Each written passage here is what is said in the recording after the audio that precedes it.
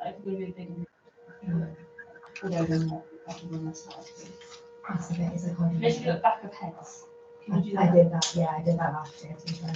Or if you're on the round table, you can make sure that you're on tables. Good afternoon, everyone. Hi there. My name's James Alterman. I'm the Head of Fundraising at Communications at the RCN Foundation. I'd like to welcome you today to our Together for Nursing launch. And it was intentional that we chose today as the day for our launch because, as many of you will be aware, today is the celebration of the NHS's 75th birthday. And we thought, what better time to recognise all the work and the contribution that nurses and midwives have made to the NHS over the last 75 years, because it's through their skills, knowledge and expertise that patient outcomes continue to improve, and it's their unwavering dedication during times of crisis that will ensure that the NHS reaches other future milestones. But despite their significant contributions to the healthcare system and their commitment to patient care, life can still be very tough for many of these nurses and midwives, and that's why the RCN Foundation is today launching our Together for Nursing campaign. And over the next 45 minutes, you're going to be given the opportunity to hear from our guest nurse, Lily, who's joining us today, and we're very happy to have her here, and to learn about how the RCN Foundation provided the support that she got when she most needed it. You're also going to get to see our campaign video, which tells Lily's story. You're also going to get to hear from the RCN Foundation Director, Deepa Korea, who will talk about the current situation facing many nurses and about how the RCN Foundation continues to make a difference to their lives. In terms of housekeeping, there's going to be an opportunity for you to ask some questions, and I'll invite you to do that either via Teams or you can ask them in the chat. And then you will be given the opportunity to learn how you and your organisation can join the Together for Nursing movement and be part of the collective response required to make a long-term difference to the support that nurses and midwives so urgently need and deserves.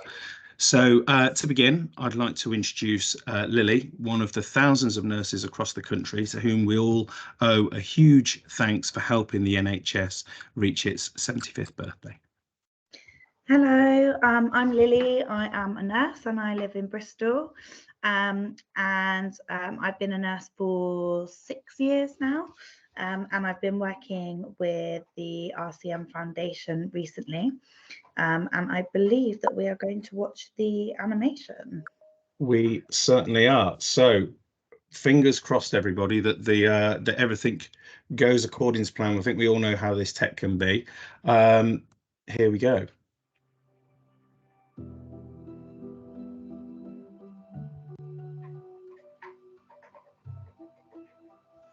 My name is Lily.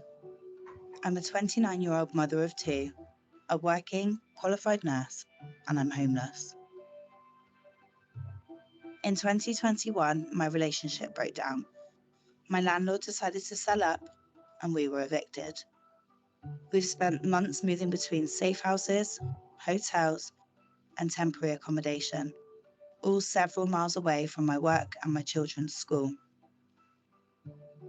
Our mental health has really suffered, and my sons have had nightmares in which we are sleeping rough. I know it won't come to that, but sometimes I have them too. While I've always wanted to be a nurse, it just feels like it's never been harder. Due to the rising cost of living and the social housing crisis, right now, around 75,000 nurses and midwives can't make ends meet despite being in work, causing less people to train and thousands to leave as we face the frightening prospect of a world without enough nurses or midwives. The RCN Foundation is an independent charity that helps anyone who is currently or has ever been a nurse, midwife, or healthcare support worker. We help those who are studying towards a nursing, midwifery, or CPD qualification. And you don't have to be a member of the Royal College of Nursing to access our support. Hardship grants, like the one given to Lily, can pay for things nurses need to help them get back on their feet. Getting the hardship grant has given us a light to look forward to at the end of a very dark tunnel. I know that patients are suffering, and all I want to do is to be able to give them the care that they deserve, and for me and my kids to feel safe and secure while I do it. Right now, we are able to reach around 1 in 25 of the nurses and midwives that urgently need our help. To help us help more nurses like Lily, we need you to give what you can today.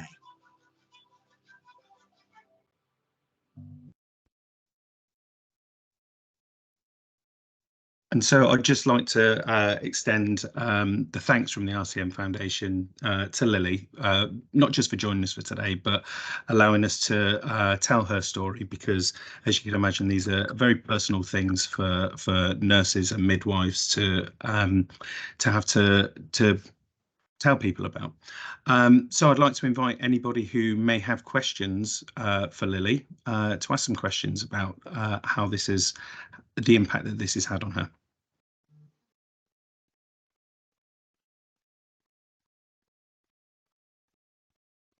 And you can do this in the chat if anybody would like to ask anything.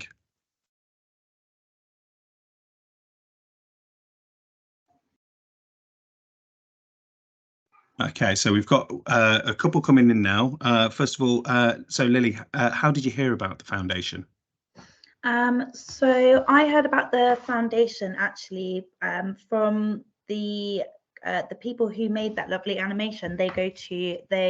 Their child goes to the same school as my son, and they told me that they were working with this great organization for nurses, and had I heard of them, and I hadn't heard of you, and so they sort of introduced me to you guys, and it was something that I hadn't heard of before, and obviously the outcome has been amazing working with the RCM Foundation, but otherwise I hadn't heard of it. Thank you. Another question that's come in, what impact will the grant you have received have on your patients?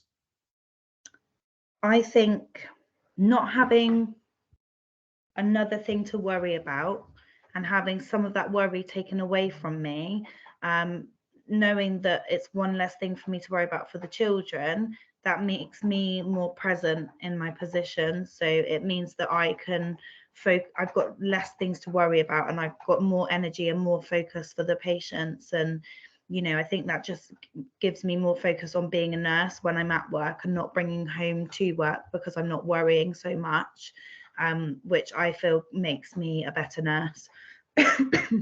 Thank you. And where do you, another question that's come in, where do you think you'd be if you didn't receive this support? I think I'd be really struggling. We are waiting to move into our forever home at the moment after being homeless for nearly a year.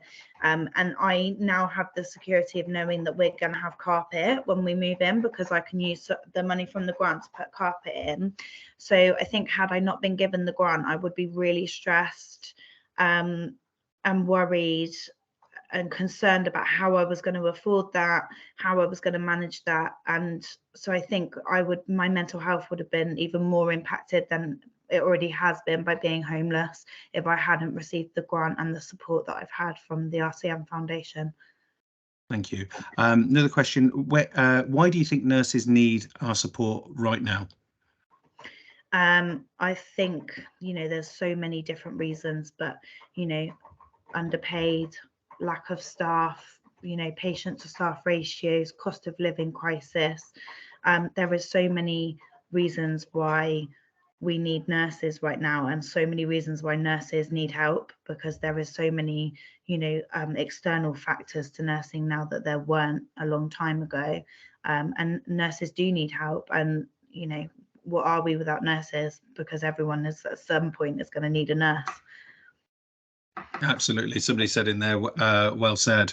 I couldn't agree more, especially as I said, with it being the anniversary of the NHS, it's really important that we recognise the contribution that nurses and midwives across the UK have made, and they really are the backbone of the NHS, and we need them now, we'll need them tomorrow. So thank you. Unless there are any more questions, I'm going to hand over to Deepa Korea, the Foundation's Director. Thank you, Deepa. Thank you, James. And first of all, thank you to everybody today for giving up this time and joining us to talk about this really, really important campaign, and for, you know, giving us the sort of space to explain to you why it is we think this is really important. Everybody always thinks that what they're talking about is important. I hope that we can persuade you that there is something a bit special about this. Thank you also from the bottom of my heart to Lily.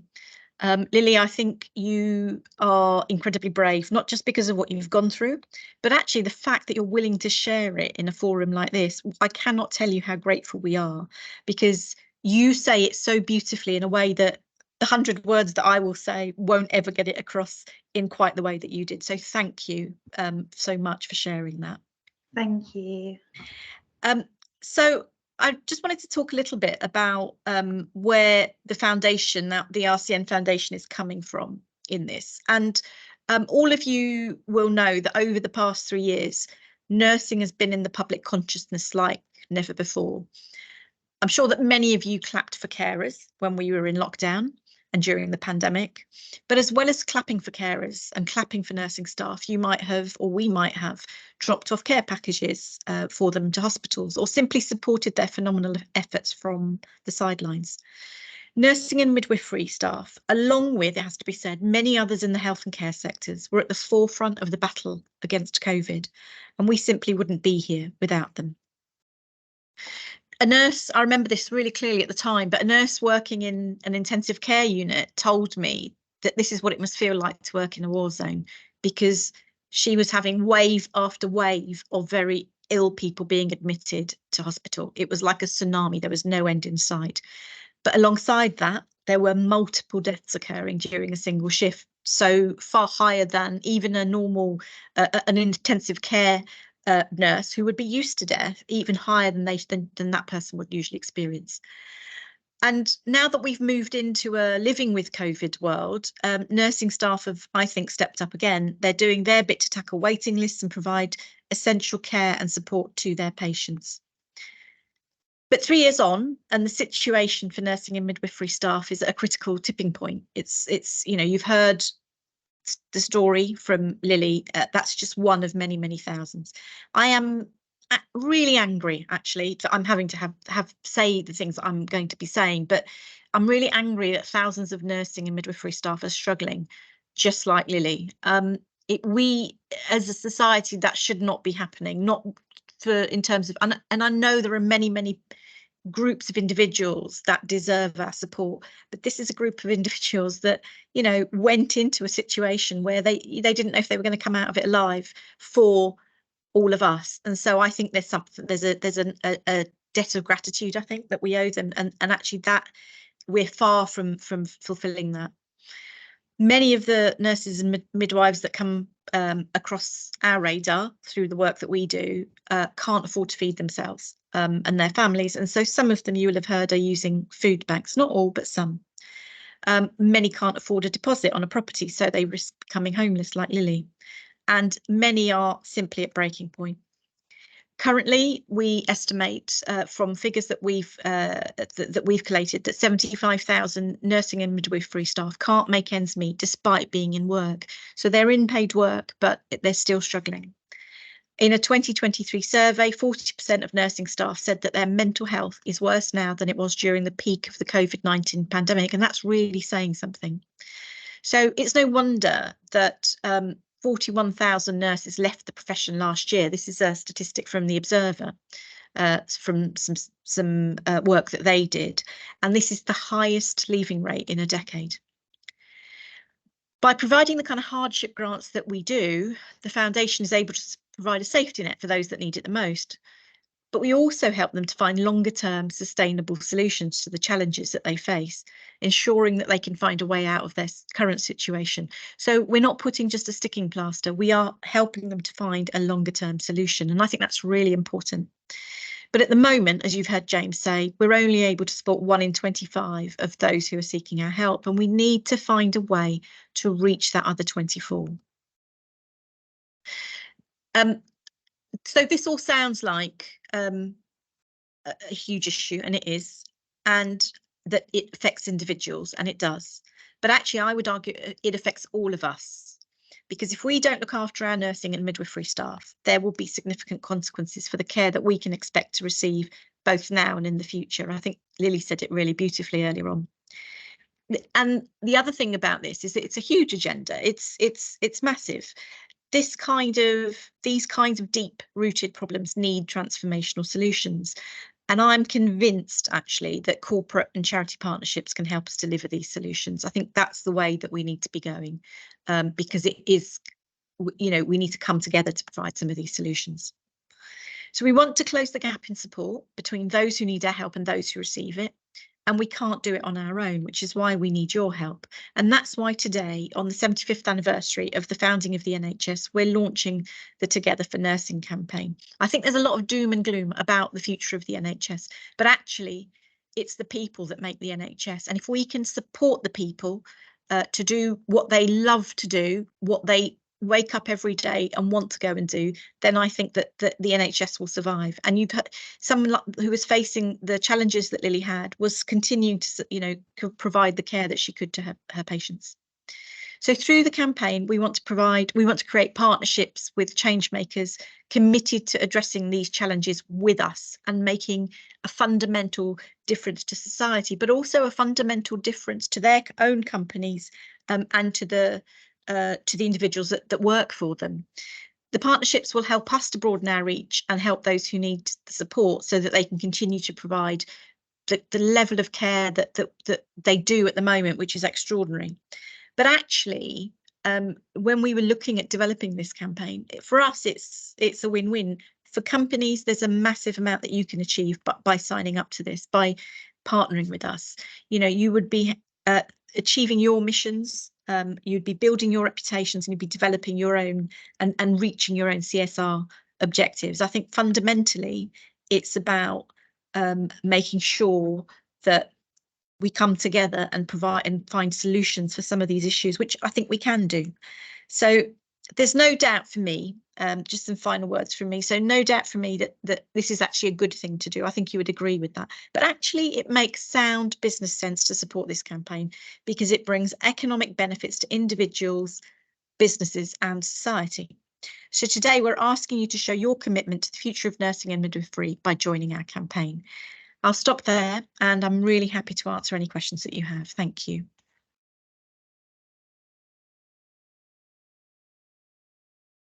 James, you're on mute.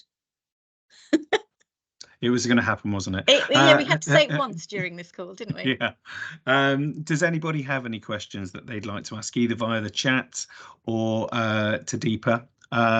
So we've got one here. How do we go about partnering? So I'll take that if you don't mind, Deepa. Yeah. So if you'd like to learn more about how to partner with us and to join this campaign and the movement that we're starting, you can go to our website, and my colleague Rosie will put it in the chat now so you've got the direct link, but we'll also be following up with an email off the back of this, and it will point you in the right direction.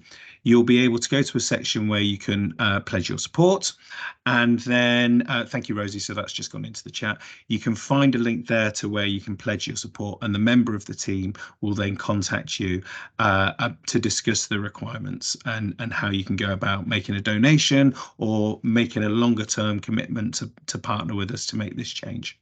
Thank you. Thank you, Rosie. Okay, so we've got another question here. Could you, apologies, could you highlight a couple of partnerships to give an idea of the type of campaigns that might be possible? Yes, so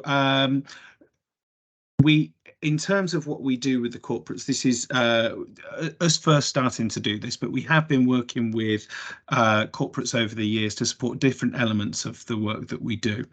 And each of the way that we treat each of these corporates can be slightly different, and it can be based on the level of support that they want to do, the engagement that they want to get either from their customers or from their employees. So we would take that as a very personal approach with each of the corporates that we work with. And examples of the way ways that we've done this in the past are we've worked with Deliveroo, for example, who sponsored some of our education activities and some of the grants that we were able to give out. And again, Deepa mentioned about the doom and gloom that's sometimes around that. Next week, we're actually hosting our Impact Awards, which is a celebration of nursing and midwifery, where we will be giving out awards to some of these people who've benefited from the RCM Foundation's Education Awards. And Deliveroo, they sponsored some of these to make sure that some members of the nursing and midwifery and healthcare support worker team were able to benefit from the getting funding that would allow them to do courses that would enhance their skills, would give them the extra knowledge to make sure that they'd be able to continue to make a difference to patient care. So that's the Deliveroo example. But as I say, there are lots of conversations that we can have to make sure that we're able to make the right partnerships to provide the right support so that it becomes a mutually beneficial thing. Ian, just want to add, that was a really, really good question. I'm going to be very open and honest and say this is new for us, and it's a huge agenda for us. I've been in and around this now for nearly 8 years. I wrote a report 2 years into my tenure talking about in-work poverty, which is what we're talking about. You know, this is not an issue that has gone away. This is not an issue that I think will go away anytime soon, which is why we've come up with this campaign. So is it going to work? I don't know. I would absolutely hope so, but we've got to try something different and we've got to make it big.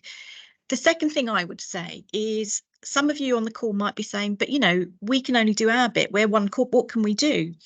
I would say to you that there is a concept, and it came out of the British cycling community, about something called 1% marginal gains, and that is that actually if you make these small but significant improvements, they can lead to monumental results. So each of you are part of that kind of 1% factor, if you like, that will help us to achieve the success and help us to move this forward, because actually in a way what we're trying to do is create a social movement that will also move the needle on where we are. So I hope that helps as well.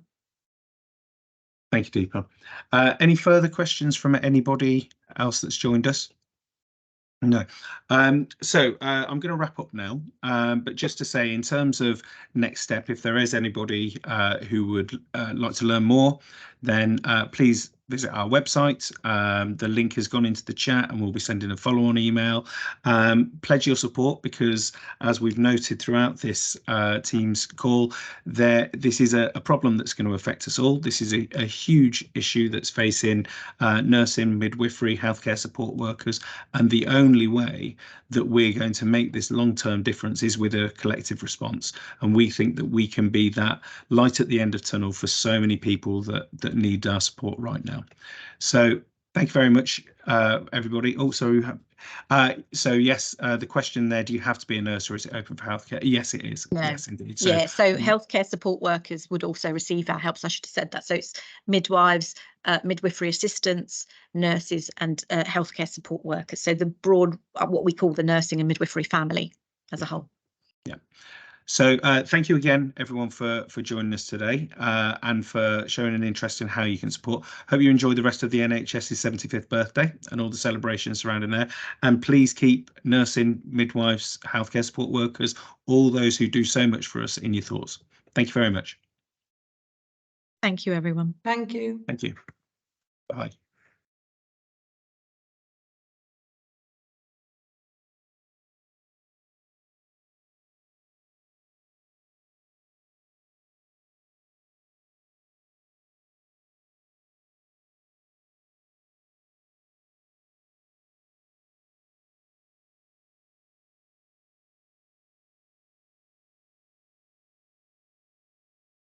And then there were 3. Oh, yeah. I'm going to turn this background off. Okay, so there we go. Did it? How do we now? Let me just see that I can, if this can be started by Rosie. Hopefully the recording has now stopped. I think it should do. Okay, guys, how was it? I think it's still going. Still going, yeah. Yeah. Oh, how do we do it? maybe I have to. Let's have a look. There must be a way of doing this. More record and transcribe. I can't stop it. I think if we all leave, it should stop. I think Rosie might have the controls for that, and she's gone. got the But power. yeah, it's grayed out for me. Rosie's typing. Okay, she's on that. Okay. You do with her ending this recording. Yeah. Let me just. She will leave and jump on a different one.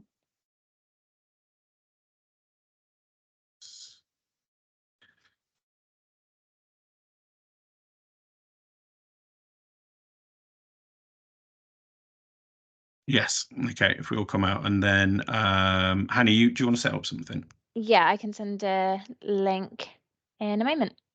Okay. Thank you. Bye bye. Okay, bye.